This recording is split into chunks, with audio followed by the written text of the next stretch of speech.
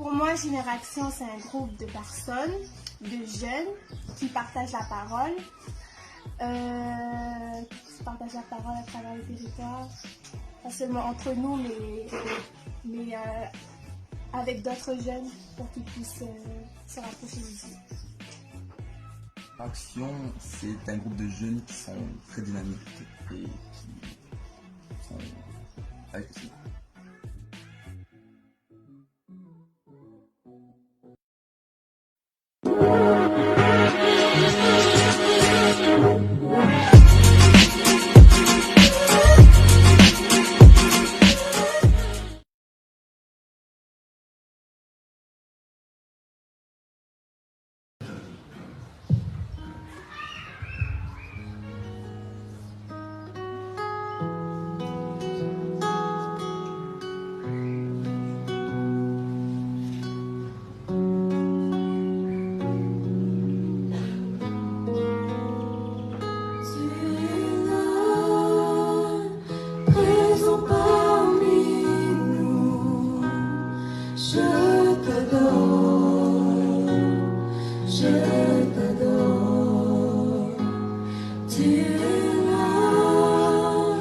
Agissons parmi nous, je t'adore,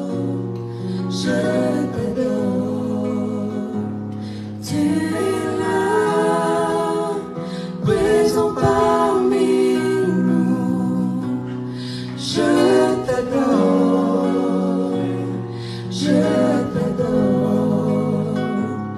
tu es là, agissons parmi nous, je t'adore,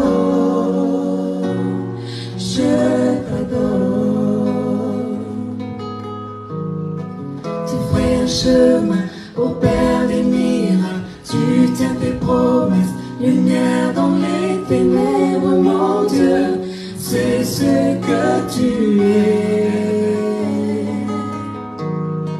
Tu fais un chemin, opères des miracles, tu tiens tes promesses, lumière dans les ténèbres, mon Dieu, c'est ce que tu es. Yesu, tagurine tiraniete, tua manibua,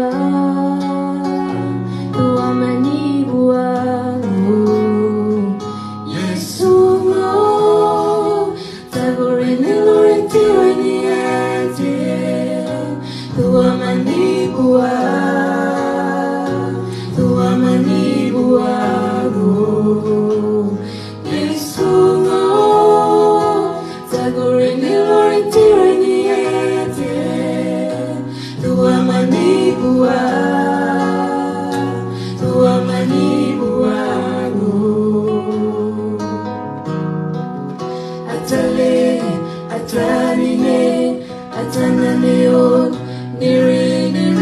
Shema kazegu buangoso atale atanine atananeon niri na shema kazegu buangoso atale atanine atananeon niri Shema kazegu buangoso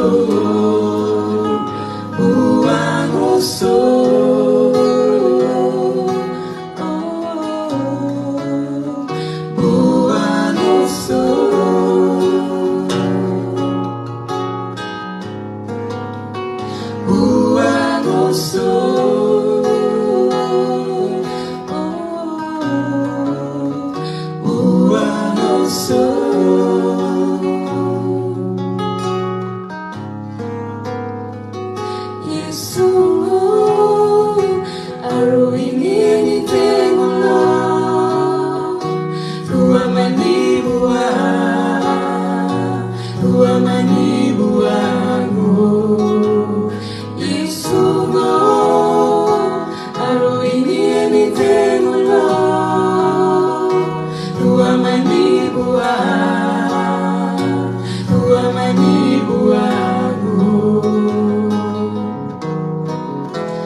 Atale, atanine, atananeon, niri niri na shema kazego, buanoso. Atale, atanine, atananeon, niri niri na shema kazego, buanoso. Atale, atanine, atananeon, niri niri na shema kazego, buanoso, buanoso,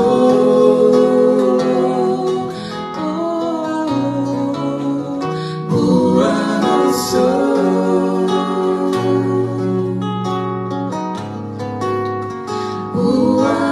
buanoso.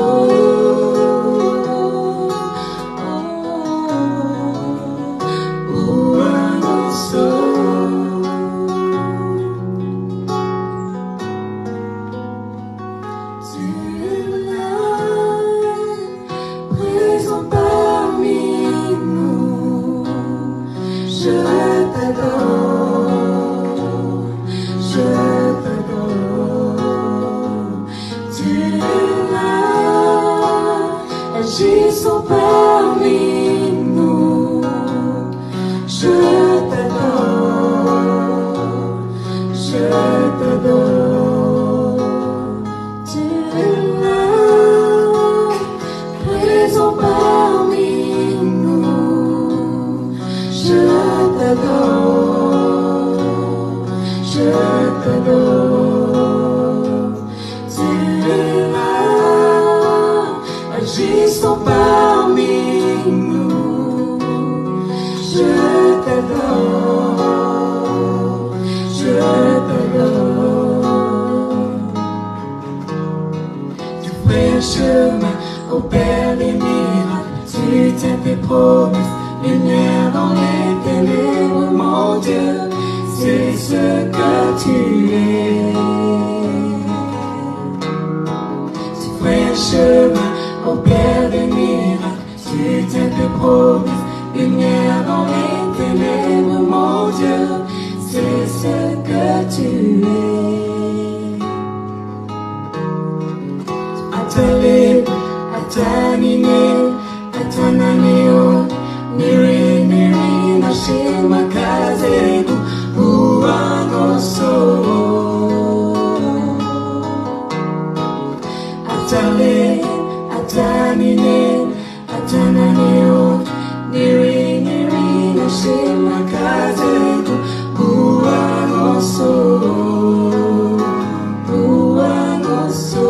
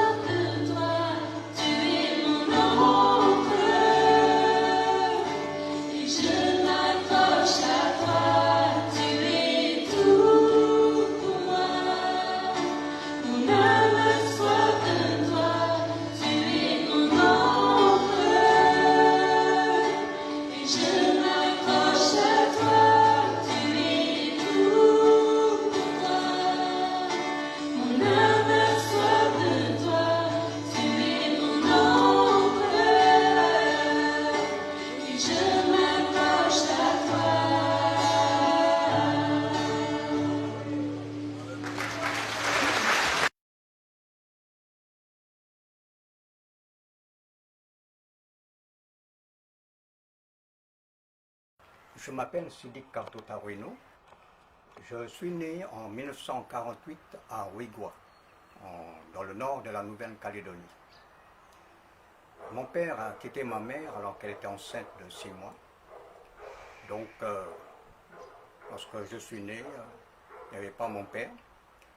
J'ai grandi donc avec ma mère et mes grands-parents. Ma mère s'est remariée avec un autre homme, malheureusement, qui était très méchant, addict au jeu. Et puis nous sommes partis en Indonésie.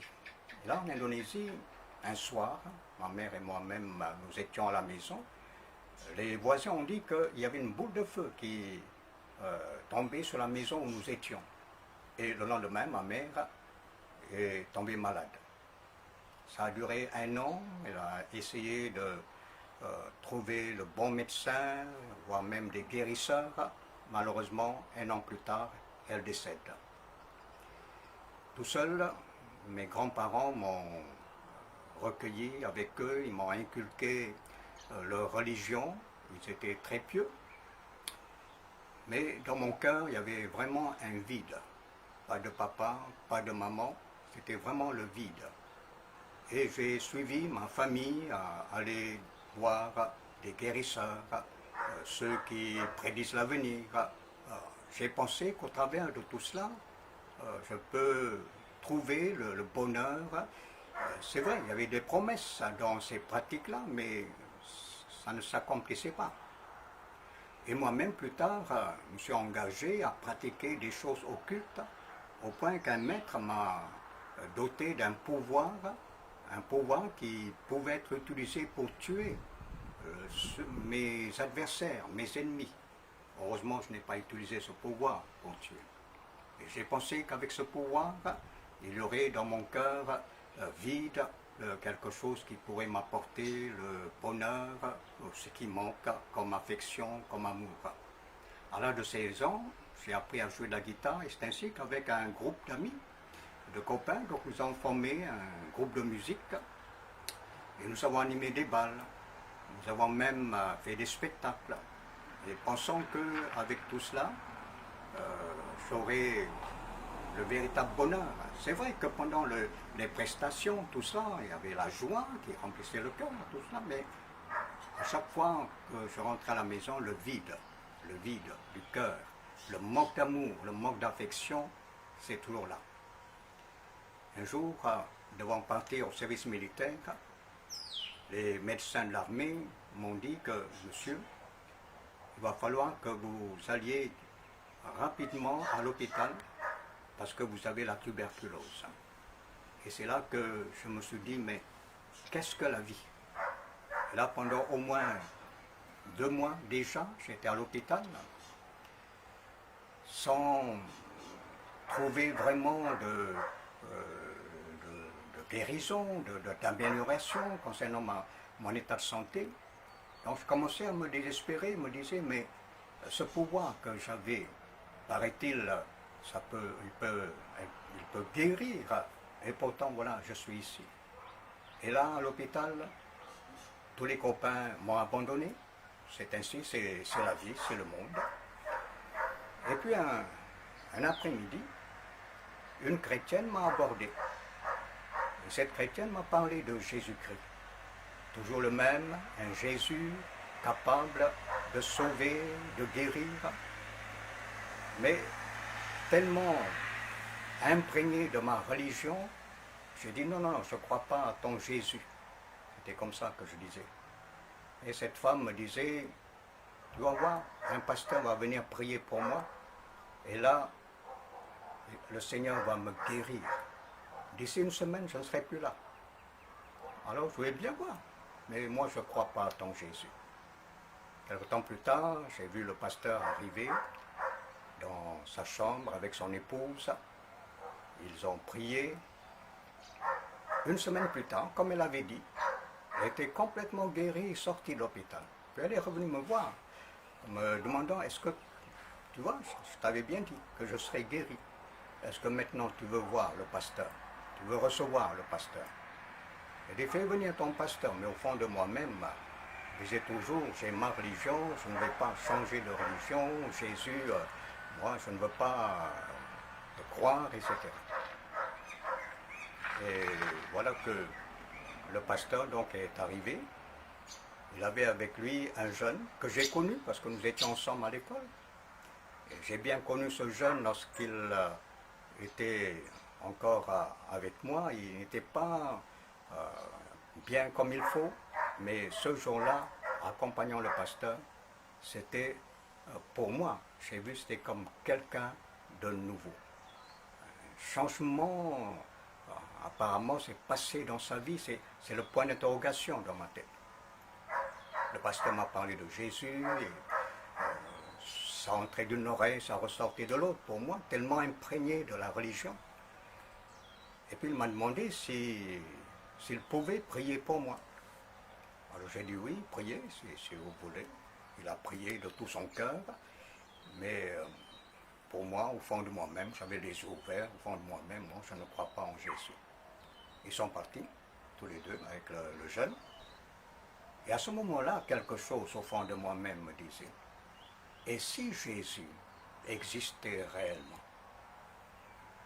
C'est alors pour la première fois de ma vie, j'ai dit, Jésus, je te demande deux choses si tu existes réellement. Donne-moi la paix que j'ai cherchée depuis longtemps, le bonheur, le vide de mon cœur. Et deuxièmement, je te demande de guérir mon corps.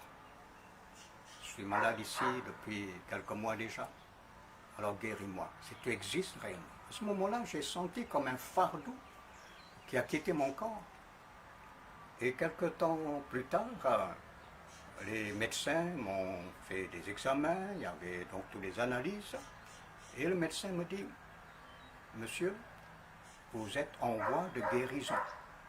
D'ici quelque temps, vous allez au sanatorium, vous reposez, et on n'en parlera plus de votre maladie. Alors quelque chose qui s'est passé là dans ma vie, et cela parce que Jésus a guéri. Et c'est comme ça que j'ai pu aller à une réunion donc, de prière du côté du Faubourg Blanchot. À l'époque, c'était une petite salle. J'ai acheté une Bible et en commençant à lire la Bible, Dieu m'a éclairé. C'est comme ça que j'ai senti au fond de moi-même que j'étais un pécheur perdu. Et la maladie, les souffrances, ça, c'est à cause justement de ce péché. J'ai pleuré sur mes péchés, j'ai accepté Jésus comme mon sauveur. Et c'est ainsi que ma vie a été transformée, mon corps a été guéri. Et pour terminer, je voudrais dire ce verset qui résume un peu ma vie. Si quelqu'un est en Christ, il est une nouvelle création. Les choses anciennes sont passées, voici toutes choses sont devenues nouvelles. 2 Corinthiens, chapitre 5, verset 17. Dieu vous bénisse.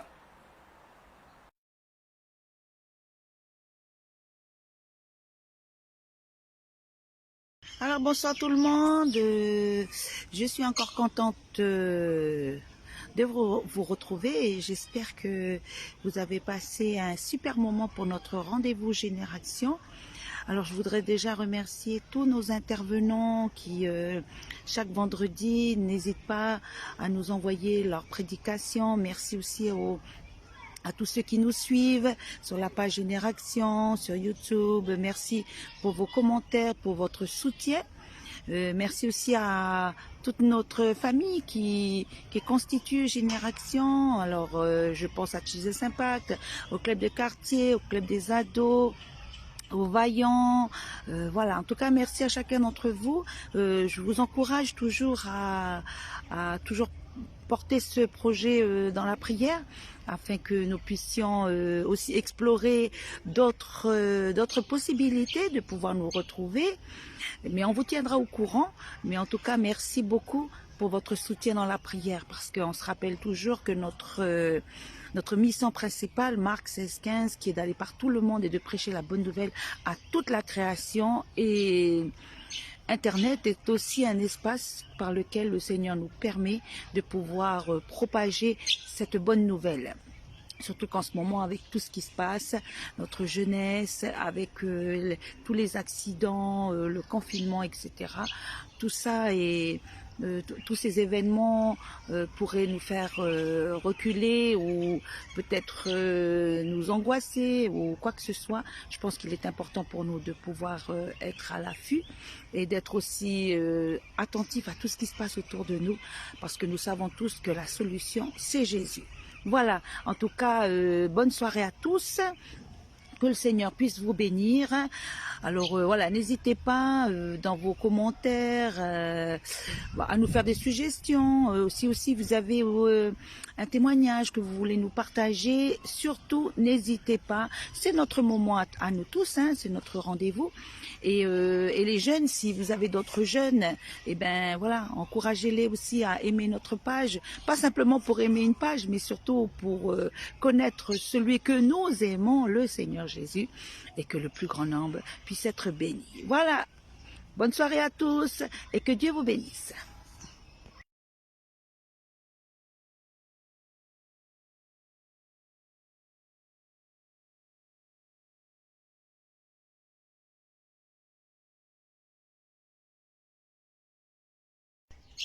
Une dernière annonce, simplement pour vous informer les jeunes que le live, le rendez-vous Génération, se fera maintenant tous les 15 jours.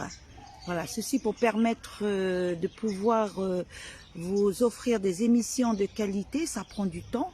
Et voilà, alors je vous demande aussi d'encourager beaucoup notre chef de programme, Edouard, ainsi que Coco pour le montage. C'est pas quelque chose de facile.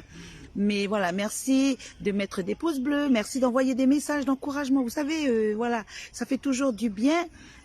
Et aussi, vous pourrez retrouver nos émissions sur notre chaîne YouTube. Donc, je rappelle, Génération AEJN. Je rappelle, Génération AEJN. Voilà. Alors, n'hésitez pas aussi à vous abonner à notre chaîne. Et on s'encourage. Voilà, tous les moyens sont bons, les moyens que le Seigneur nous permet pour que nous puissions annoncer l'Évangile. On y va. Voilà. Alors que Dieu vous bénisse. Bon courage à tous. Je vous souhaite à tous un bon week-end. Et on se dit à dans 15 jours. À bientôt tout le monde.